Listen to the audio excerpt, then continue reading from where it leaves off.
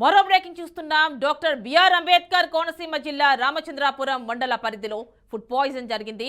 ఆదివారపుపేట గ్రామంలోని అంబేద్కర్ గురుకుల స్కూల్లో 58 మంది విద్యార్థులు తీవ్ర అస్వస్థతకు గురయ్యారు. వెంటనే అప్రమత్తమైన సిబ్బంది వారందరినీ దగ్గరలోని హాస్పిటల్కి తరలించారు.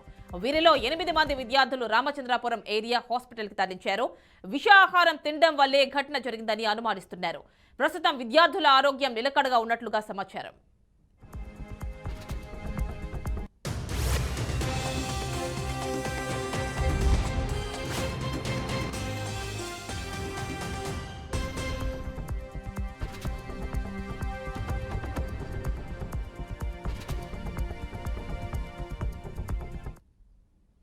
డాక్టర్ బిఆర్ అంబేద్కర్ కోనసీమ జిల్లా రామచంద్రాపురం మండల పరిధిలో ఫుడ్ పాయిజన్ జరిగింది. ఆదివారపుపేట గ్రామంలోని అంబేద్కర్ గురుకుల స్కూల్లో 58 మంది విద్యార్థులు తీవ్ర అస్వస్థతకు గురయ్యారు.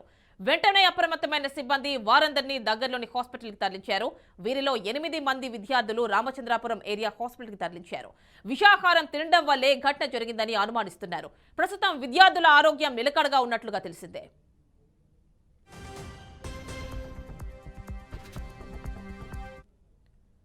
ఇక ఫుల్ డీటెయిల్స్ మా కరెస్పాండెంట్ సాంబశివరావు అందిస్తారు. సాంబశివరావు, చెప్పండి, ఏంటి ఫుడ్ పాయిజన్ వల్ల ఇదంతా జరిగినట్టుగా తెలుస్తోంది, డీటెయిల్స్ ఇవ్వండి. Good evening Yamini. Doctor B R Ambedkar Konaseema జిల్లా రామచంద్రపురం మండలం ఆదివారపుపేట గ్రామం ఇది. ఈ గ్రామంలో డాక్టర్ బిఆర్ అంబేద్కర్ గురుకుల పాఠశాల ఉంది. మొత్తం 450 మంది విద్యార్థులు ఇందులో విద్యను అభ్యసిస్తున్నారు. అయితే ఈ రోజు 58 మంది విద్యార్థులకు ఫుడ్ పాయిజన్ అయింది.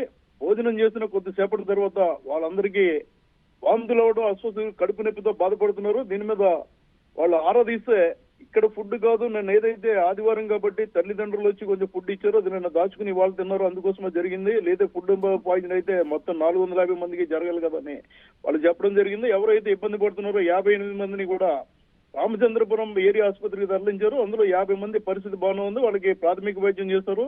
8 మంది పరిస్థితి కొంచెం సీరియస్ గా ఉందని చెప్పి వాళ్ళకి ఇంకా ట్రీట్మెంట్ ఇస్తున్నారు, సిలైన్ పెట్టడం జరిగింది. సమాచారం తెలిసిన వెంటనే కోనసీమ జిల్లా వైద్య ఆరోగ్య శాఖ అధికారి అక్కడ దగ్గరుండి పర్యవేక్షణ చేస్తున్నారు. అదేవిధంగా ఎంపీ పిల్లి సుభాష్ చంద్రబోస్ తనయుడు పిల్లి సూర్యప్రకాష్ అక్కడే ఉన్నారు, వైద్యులతో మాట్లాడారు. ప్రస్తుతం ఆ 8 మందికి మాత్రం కొంచెం సీరియస్ గా ఉంది, మిగతా 50 మంది పరిస్థితి బాగానే ఉంది, వాళ్ళని కొద్దిసేపట్లో ఇంటికి పంపేస్తామని చెప్పడం జరిగింది.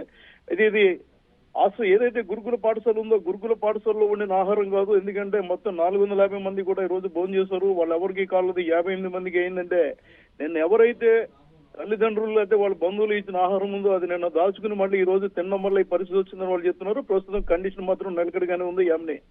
Right Sambasivarao, thank you.